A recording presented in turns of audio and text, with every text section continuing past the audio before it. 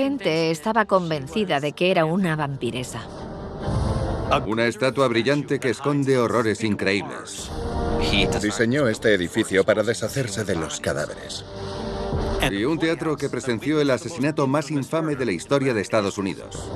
Dijo, soy John Wilkes Booth, el asesino del presidente Lincoln. A veces los mayores secretos están a la vista de todos. Estos son misterios monumentales.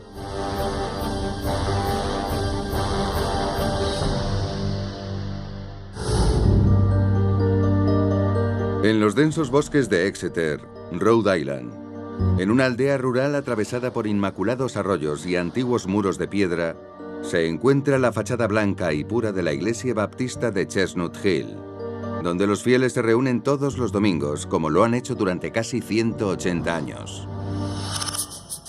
Pero junto a esta histórica casa de Dios, hay un cementerio que tiene fama de ser impío.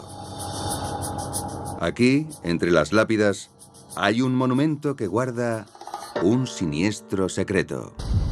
Es una lápida muy sencilla, de 1 metro de alto y una inscripción muy simple. Como bien sabe la escritora Sarah L. Thompson, esta lápida marca el lugar de descanso eterno de una mujer cuyo legado surgió de esta misma tumba.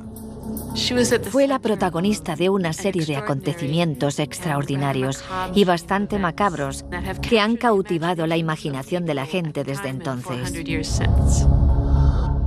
¿Quién fue esta joven y qué papel desempeñó en el sangriento episodio que ha perseguido a la ciudad hasta el día de hoy?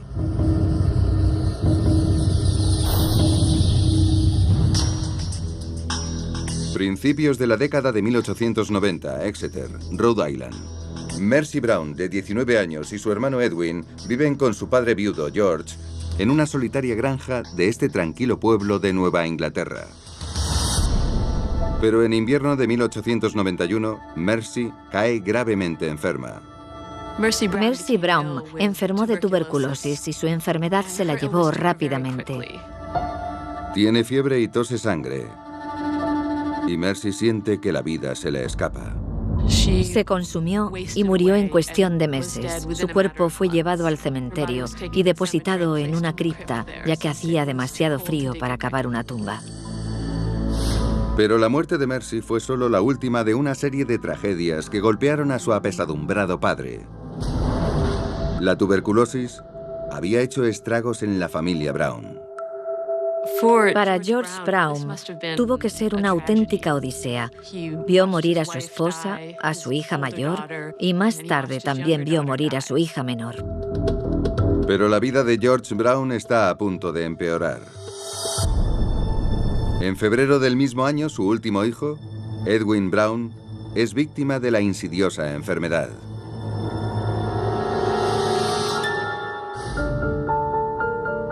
Creo que todo el pueblo de Exeter estaba empezando a desesperarse por intentar explicar por qué esta familia estaba sufriendo de semejante manera. Para ellos y para toda la comunidad es como si fueran objeto de una maldición. Y los habitantes del pueblo tienen diferentes ideas de cómo librar a la familia Brown de la mala fortuna que les aqueja. Pensaron que la solución pasaba por ir al cementerio donde estaban enterradas las hermanas de Edwin y su madre y desenterrar sus cuerpos. De hecho, creen que uno de los miembros fallecidos de la familia Brown no está muerto en absoluto, sino que en realidad es un vampiro. No creían que una persona pudiera salir de su tumba y vagar por ahí, mordiendo a la gente por la noche. Eso no era parte de la tradición que existía aquí en Nueva Inglaterra. En realidad piensan que los corazones de los vampiros siguen vivos y que drenan la sangre de sus víctimas a distancia, sin necesidad de salir nunca de sus ataúdes. La gente de Exeter creía que el corazón de la persona ya fallecida seguía vivo gracias a que estaba absorbiendo la vida de Edwin y que la única manera de evitarlo era coger ese corazón y quemarlo. Convencido de que quemar el corazón es su única esperanza de vencer al vampiro y salvar a su hijo, George Brown consiente a regañadientes que se exhumen los cuerpos de su esposa e hijas. En marzo, 3 meses después de la muerte de Mercy, 4 hombres del pueblo desenterraron los cuerpos de su madre y de su hermana mayor, Mary. Tras examinarlos, vieron que el proceso de descomposición parecía ser normal en su caso.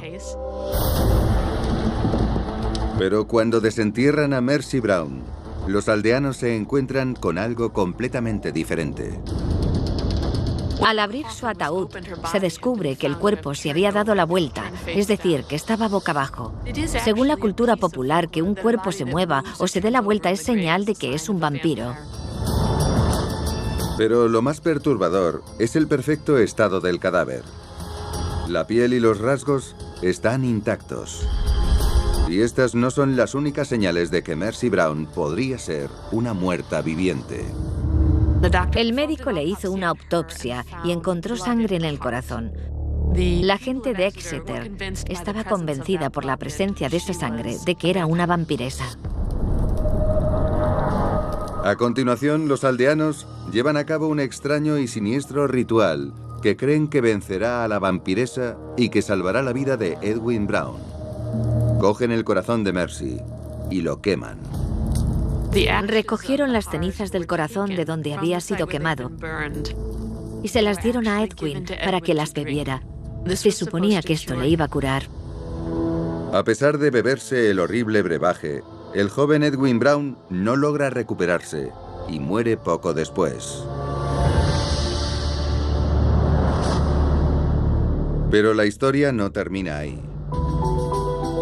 El extraño caso de Mercy Brown aparece en todos los periódicos de Estados Unidos e incluso de Europa.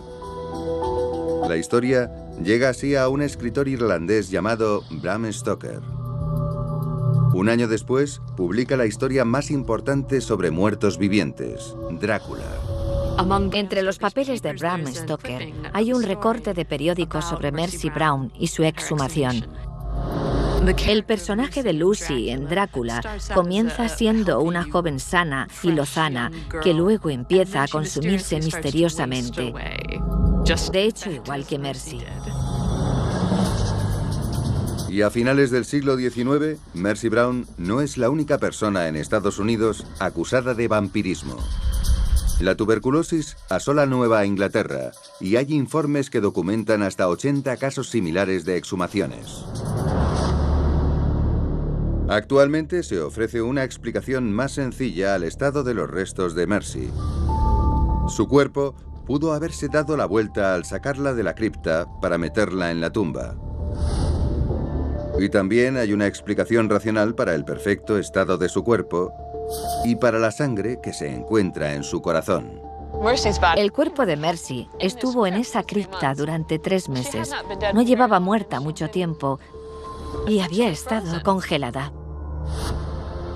Actualmente, en este tranquilo cementerio de Rhode Island, la lápida de Mercy Brown es un monumento al sufrimiento que padeció una familia y a la épica obra literaria que inspiró su macabra historia.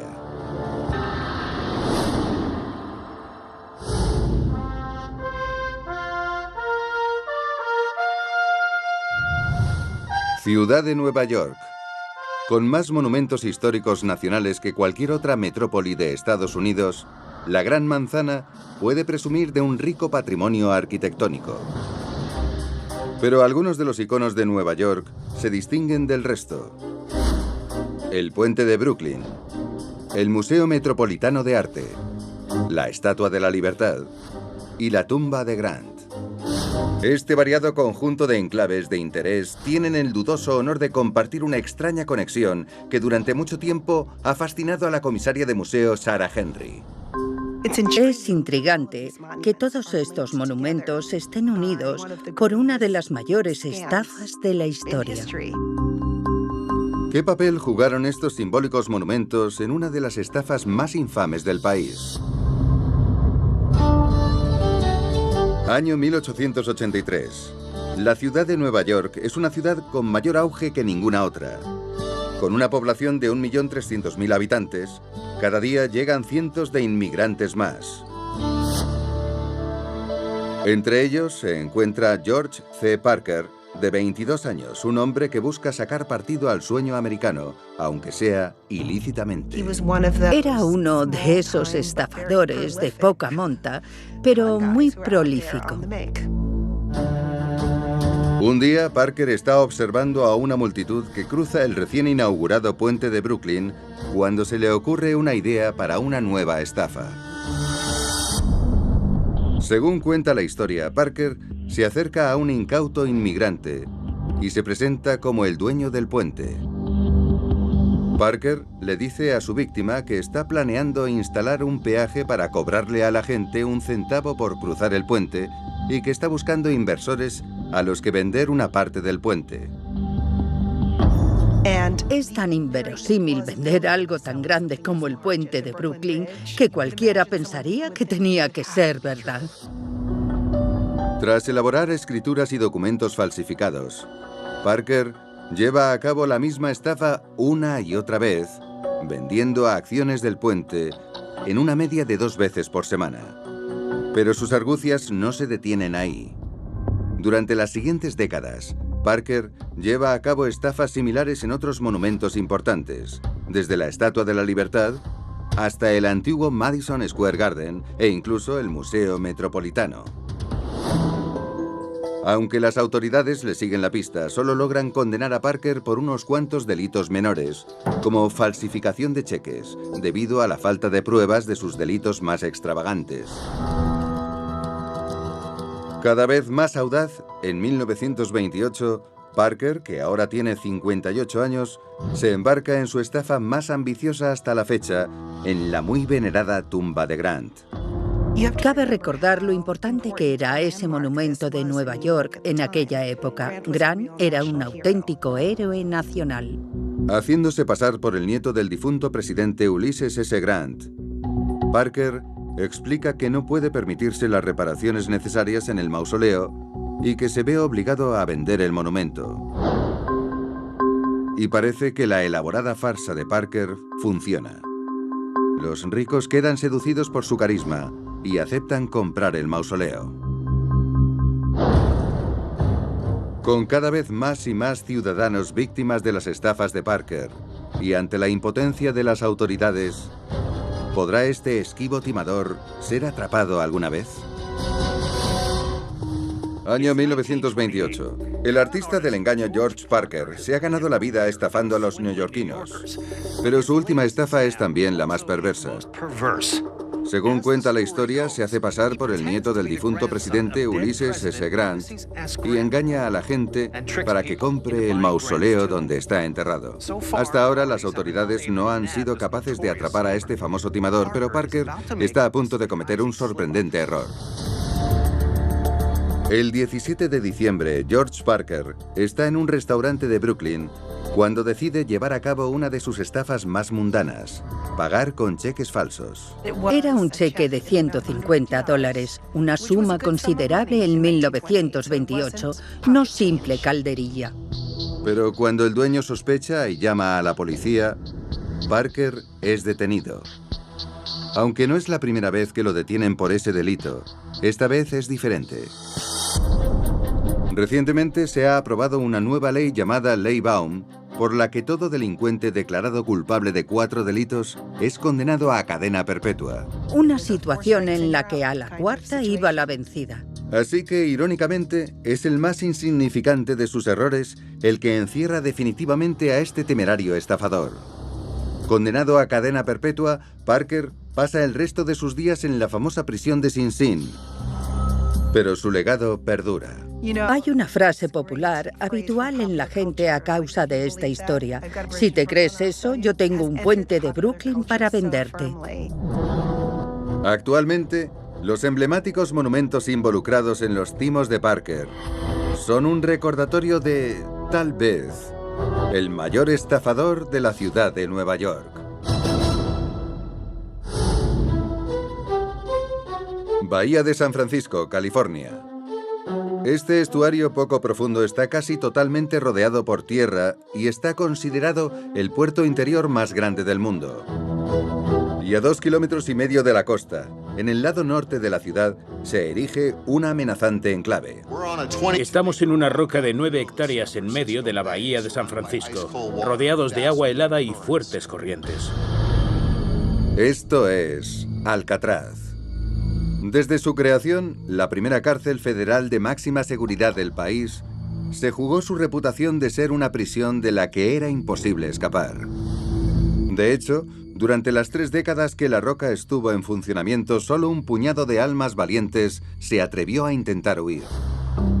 Mucha gente está familiarizada con el intento de fuga de 1962, que Clint Eastwood hizo famoso con su película Fuga de Alcatraz.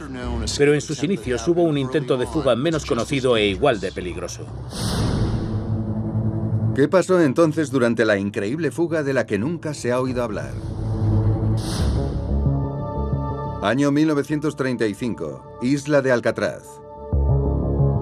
2 convictos llegan a la prisión, ambos para cumplir sentencias equivalentes a cadena perpetua.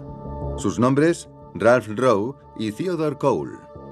Ted Cole estaba preso por secuestro y Ralph Rowe por el robo de un banco. Pero no son reclusos comunes.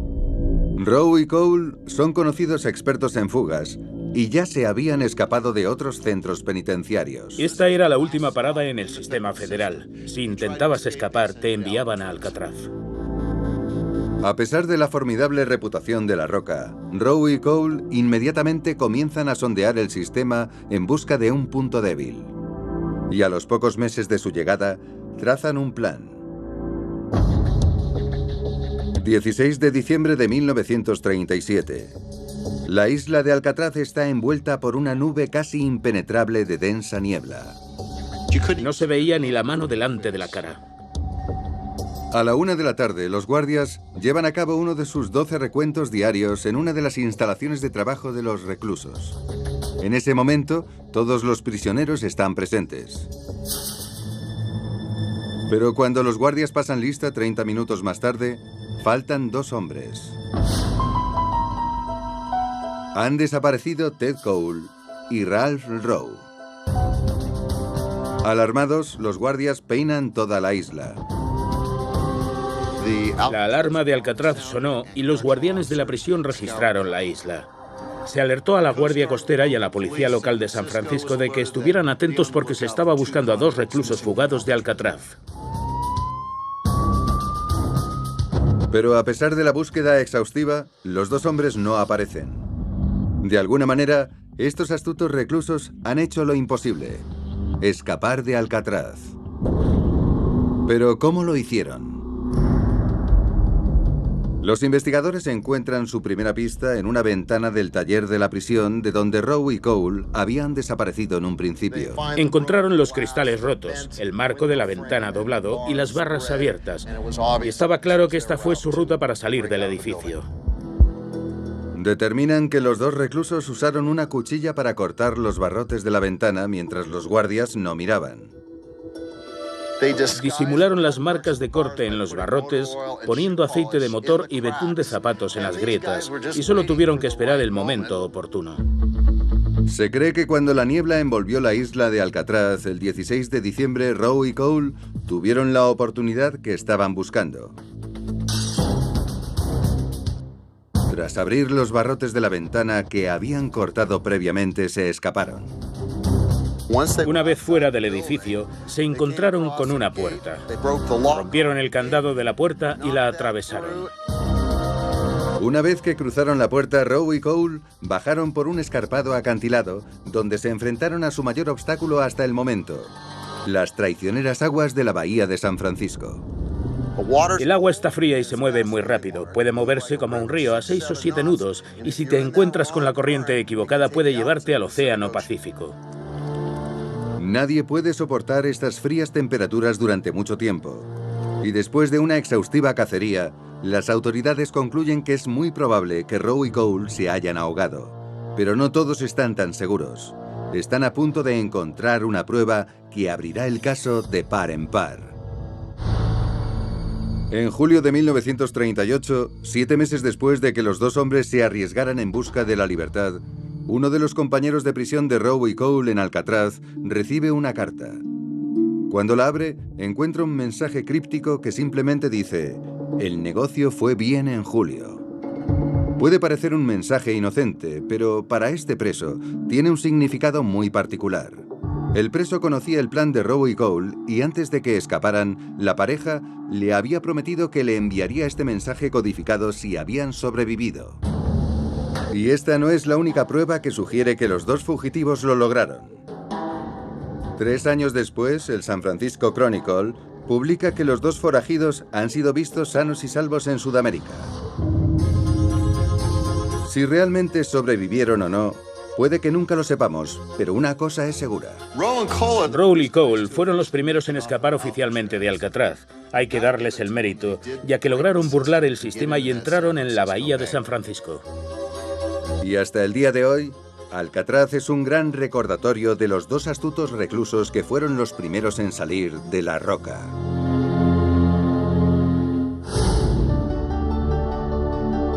Chicago, Illinois. La tercera ciudad más grande de Estados Unidos se encuentra en la orilla suroccidental del majestuoso lago Michigan.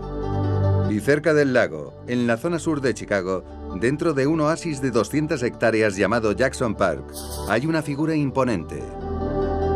En su mano derecha sostiene un globo terráqueo con un águila posada encima. En su mano izquierda sostiene un largo bastón. Fundida en bronce y recubierta de pan de oro, se trata de la Estatua de la República. De 7 metros de altura, esta dama dorada es una réplica de una estatua que presidió una de las celebraciones más grandes del siglo XIX. Pero tal y como puede atestiguar el cineasta John Borowski, no todo fue bien en la alegre celebración que conmemora esta espectacular escultura. Está relacionada con una de las historias más extrañas de la historia de Estados Unidos. ¿Qué inquietantes acontecimientos ocurrieron a la sombra de esta estatua? Mayo de 1893. Un acontecimiento épico está en marcha. La Exposición Universal de Chicago. La Exposición Universal de 1893 no tenía parangón en ese momento. Uno se sentía como si estuviera en otro mundo o en otro país. Y presidiéndolo todo, la espectacular estatua de la República encargada para la ocasión y descubierta en la propia Expo. El alcance de la Exposición Universal fue tan grande que recibió más de 20 millones de visitantes cuando la población total de Estados Unidos era de poco más de 70 millones. Todos los hombres de negocios en Chicago buscaban sacar provecho de la multitud de visitantes de la feria. Y ninguno tenía más interés que el dueño del edificio en la esquina de la 63 con Wallace, que decide transformar su propiedad en el Hotel World's Fair. Tenía más de 71 habitaciones en 3 pisos. Era tan grande que los residentes lo llamaban el castillo. El dueño del edificio era el Dr. H.H. Holmes. Era un hombre encantador y las mujeres lo amaban por su carismática personalidad. Durante los 6 meses que dura la feria, Holmes atrae a decenas de huéspedes a su hotel, sobre todo mujeres jóvenes y solteras de todo el país.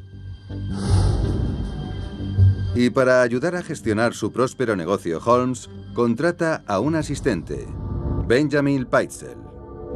Benjamin Pitezel era la mano derecha de Holmes. En realidad era su secuaz. Pero cuando la feria termina en octubre de 1893, el hotel cierra y Holmes misteriosamente desaparece, para reaparecer en las circunstancias más extrañas. Otoño de 1894, Filadelfia. La policía acude a una oficina de patentes, donde hace un impactante descubrimiento. Un cadáver carbonizado y desfigurado. El cuerpo está tan quemado que su única identificación es un defecto inusual en la piel del hombre.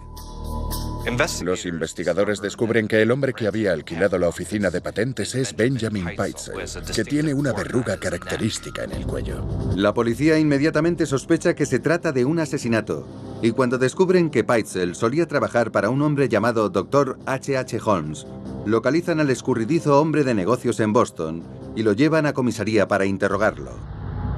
Y aunque Holmes niega rotundamente cualquier conexión con el asesinato de Peitzel, sus evasivas respuestas les hacen sospechar que sabe más de lo que dice.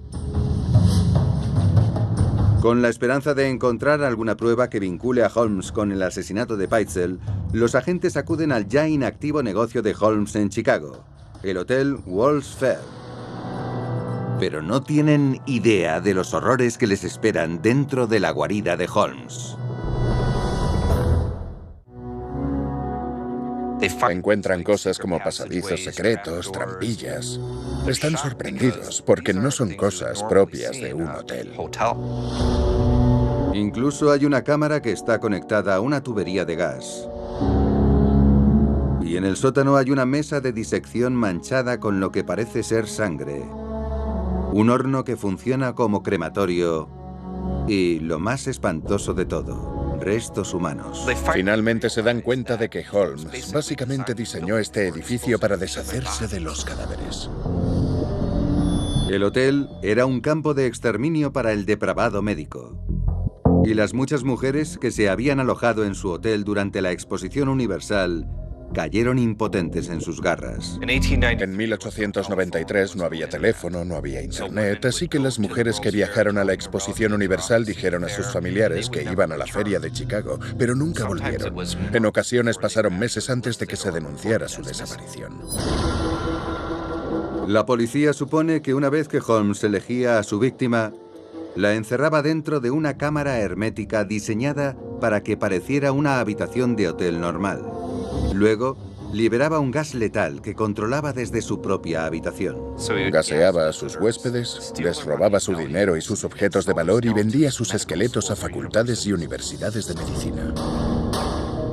Después de ser sentenciado a la pena de muerte por el asesinato de Benjamin Peitzel el 7 de mayo de 1896, el doctor Henry Howard Holmes muere en la horca.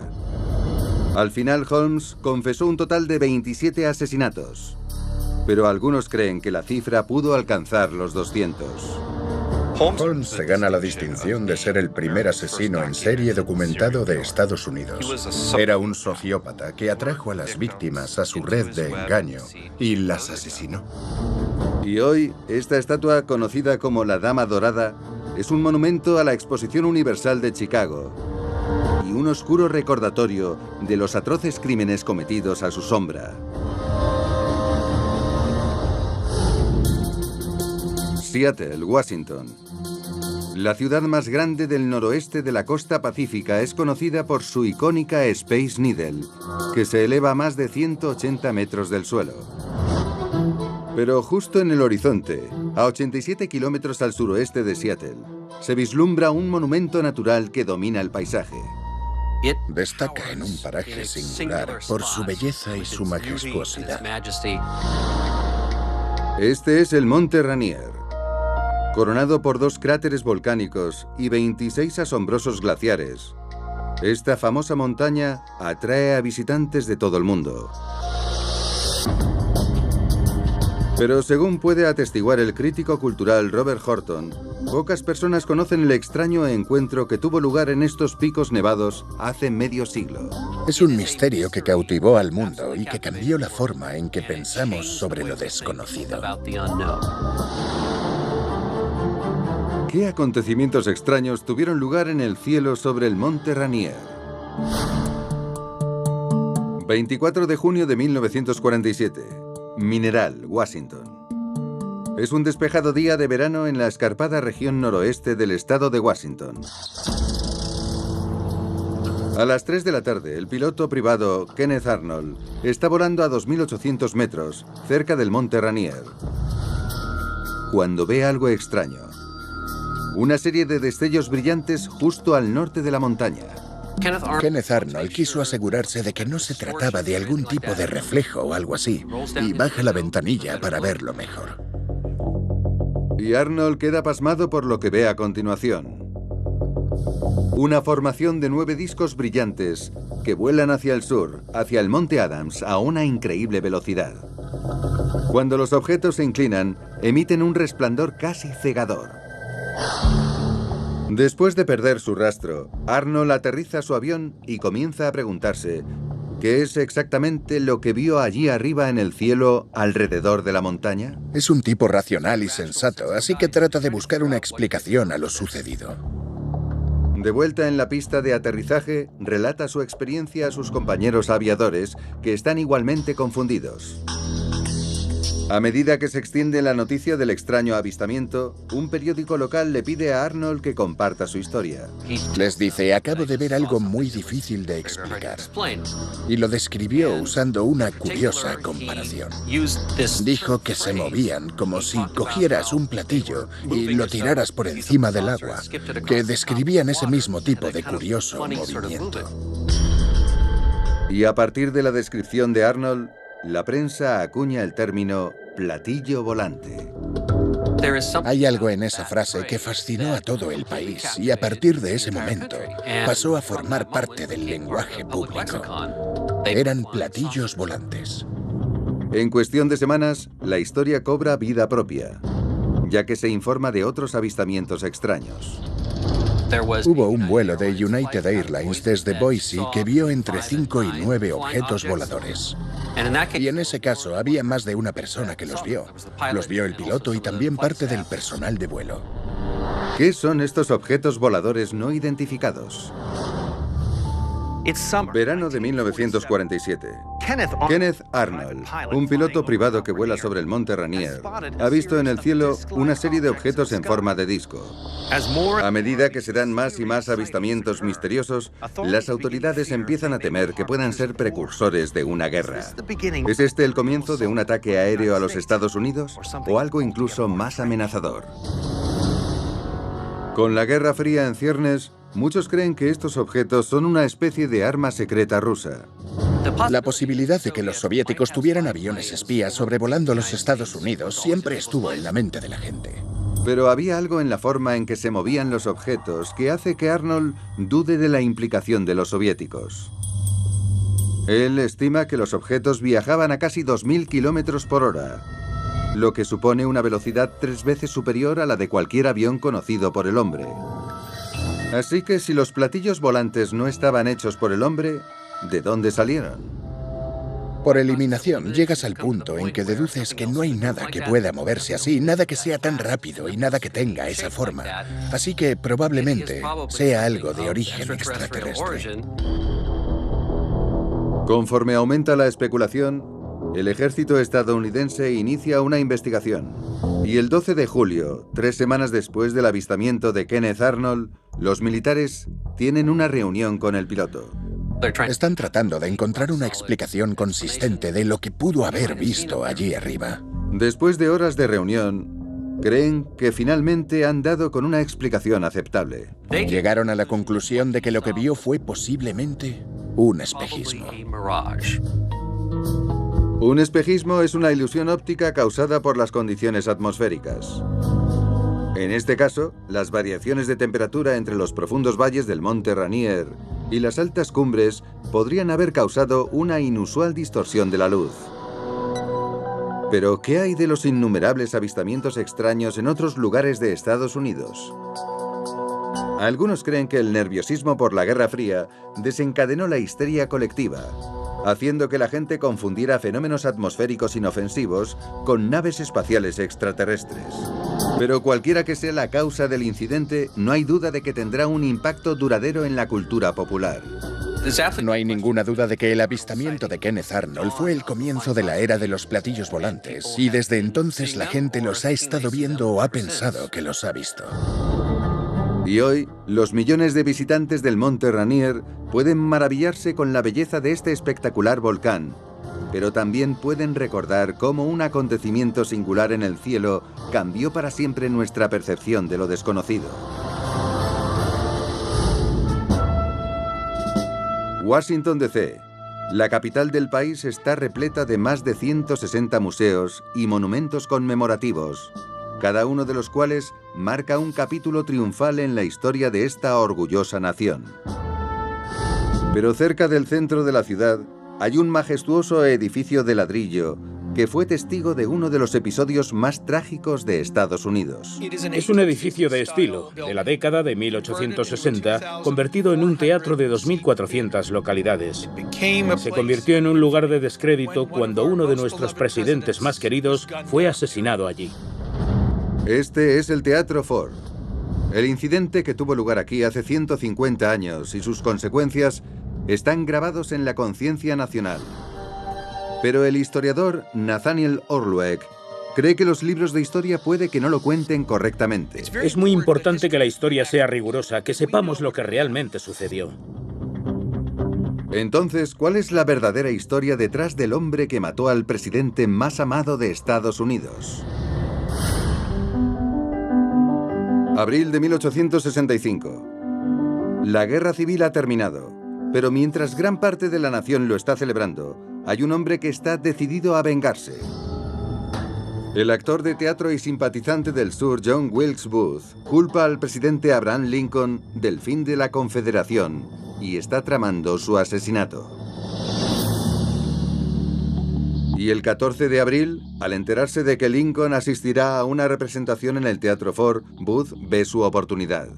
A las 10:13 de la noche, John Wilkes Booth se cuela en el palco presidencial, pone una Derringer en la nuca del presidente y aprieta el gatillo. Con el caos que se origina tras el disparo, el famoso actor se las arregla para salir por la puerta trasera y huir de la ciudad. El presidente, gravemente herido, sobrevive durante la noche, pero muere trágicamente a la mañana siguiente. La historia cuenta que 12 días después del asesinato, soldados de la Unión localizan a Booth en un granero en el norte de Virginia. Los soldados intentan hacerle salir incendiando el granero, pero cuando Booth se niega a rendirse, le apuntan y le disparan mortalmente en el cuello. El cuerpo del ciudadano más vilipendiado de Estados Unidos está enterrado en la parcela de la familia Booth en Baltimore. Pero aunque esta versión de los hechos es generalmente aceptada como cierta, ¿es realmente lo que ocurrió? Mucha gente cree que los libros de historia estaban equivocados. Entonces, ¿qué pasó con el asesino más famoso del país? La historia se retoma 12 años después del asesinato de Lincoln, en el pequeño pueblo de Granbury, Texas. Un día de 1877, Phineas Bates, un abogado local, acude al lecho de muerte de su cliente, John St. Helen, que se encuentra gravemente enfermo. Y es ahí donde oye una confesión extraordinaria. Él le dijo: quiero confesar quién soy en realidad. Soy John Wilkes Booth, el asesino del presidente Lincoln. El hombre le cuenta a un incrédulo Bates lo que realmente sucedió esa fatídica noche de 1865. Afirma que logró escapar del granero y que el hombre que fue abatido por los soldados de la Unión era en realidad uno de los cómplices de Booth. Aunque al principio duda, Bates finalmente llega a creerse esta increíble historia. ¿Por qué alguien querría decir que era el asesino de un presidente? Después de hacer esta extraordinaria declaración, el enfermo se recupera inesperadamente y pronto abandona la ciudad y deja a un aturdido Bates reflexionando sobre la curiosa confesión. Y durante 26 años no volvió a pensar en ello, hasta que ocurrió algo que lo sacó a relucir de nuevo. Más de 2 décadas después, en enero de 1903, Bates es contactado por unos funcionarios en Enid, Oklahoma. Un hombre llamado David E. George ha fallecido y los documentos que llevaba requieren que Bates sea localizado a su muerte. El documento dice: contacten con el señor Phineas L. Bates. Él conoce mi verdadera identidad. Cuando el abogado llega, reconoce inmediatamente a su antiguo cliente. Es John St. Helen, el hombre que años atrás le había dicho ser John Wilkes Booth. Bates se dio cuenta de que sabía algo que era clave para la historia y tenía la obligación de dar a conocer la verdad. Bates publica un relato sobre el tema, incluyendo pruebas convincentes de que John Wilkes Booth y St. Helen se parecían mucho entre sí, e incluso tenían cicatrices físicas idénticas. Pasa el resto de su vida defendiendo este giro inesperado de la historia, pero en gran medida sus afirmaciones caen en saco roto. ¿Pero podría tener razón Bates? ¿Es verdad que John Wilkes Booth escapó de la justicia?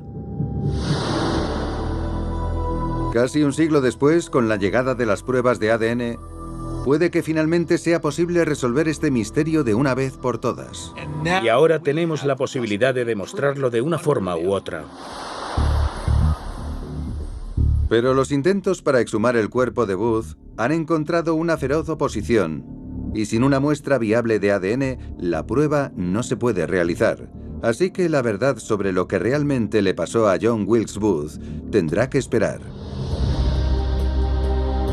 Y hasta entonces, los visitantes del Teatro Ford podrán contemplar el lugar donde el presidente fue asesinado a tiros por un asesino vengativo y podrán preguntarse, ¿en verdad se hizo justicia?